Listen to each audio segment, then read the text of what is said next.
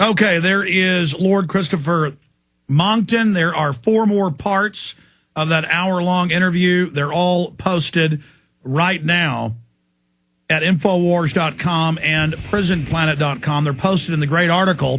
Headline, Lord Monckton, abolish the United Nations, arrest Al Gore. This is powerful information, obviously, and needs to be seen by everyone. No one can stop you, listeners, if you decide to take action and spread those videos to the 4 winds. We'll be right back with more news, your calls, and clips of the Charlie Sheen interview live from yesterday. Just a program note, I was wrong earlier. I was going off a blog. He got that 95-year sentence, according to CNN. This suspect in the latest shootings, the killing of 4 cops in a suburb of Seattle. This Maurice Clemens got 99 years in 89 for a host of charges, including robberies, burglaries, thefts, bringing a gun to school. He now has a murder warrant out on him.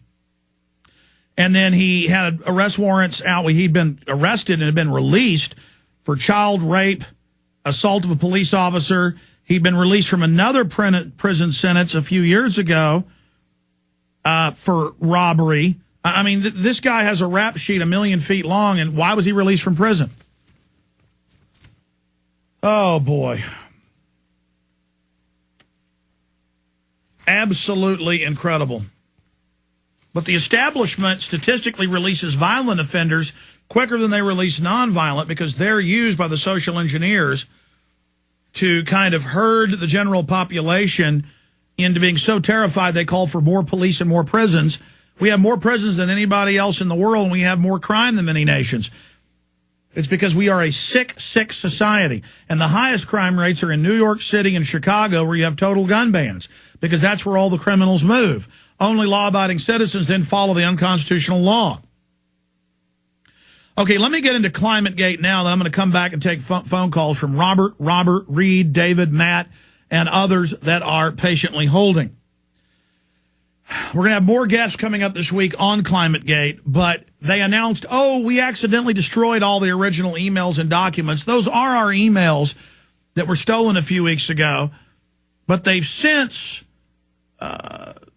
stolen by somebody inside probably who didn't want to be involved in the criminal activity, because that's in the emails. People are going, this is criminal. We shouldn't be covering up. The Earth's getting colder. This is the head UN climatology unit at East Anglia in Eastern England. But then, it turns out before this even broke, they knew weeks ago it had been taken, so they destroyed it all. Then they figured out, that makes us even more obvious to be criminals. And so now, because they've been caught engaged in fraud, I'm sure they'll engage in more fraud and now claim they've released everything. So yesterday, the headline in the Times of London, trying to find it here. But so many stacks of news, kind of out of control today. The headline was, here it is. Give me a close shot on this. Times of London, climate change data dumped. We're sorry. It was all erased. And then now they're saying, no, you've got to believe us. We actually do have all of the data, and we're going to be releasing that now. But their official story was, we had so much data, we just threw it away, even though it was in the emails and documents, which we know they didn't dump. Then they claimed it was dumped. Talk about criminal activity. Now they're saying, oops, we do have it. So can we trust these liars to release the real data again? Well, that'll all be a distraction from their real internal data that's already been leaked, that they confirm was leaked. And I've noticed phony environmentalists online writing articles about how the emails are fake when the university and when NASA and others admit that these are their emails. It's kind of like 2 years ago, neocons were still on the radio saying WMDs were found in Iraq, even though Bush admitted that they lied about it and WMDs weren't found. I mean, how stupid do they think we are? Well, they're counting on that percentage of the population that isn't really paying attention and just kind of halfway hears it and wants to rationalize and make excuses. It's kind of like the media says there's no world government, no carbon tax, no new world order being set up, even as world leaders call for it and try to pass it. Because that's for the mainline public that's dumbed down They just put out that lie to neutralize whoever they can so that when people hear us telling the truth, they think we're the liars. Well, hey, those emails aren't real. Saw it on the news. Hey, the news says polar bears can't swim, Alex. KXAN locally 3 nights ago had a news report saying polar bears couldn't swim again. Doesn't matter if that's a complete fraud. Doesn't matter if they hunt on ice floes. The media says, not true. Polar bears can't swim. They're all dying. Doesn't matter if their numbers are up. A lot of people will still believe I'm lying when I say polar bear numbers have exploded.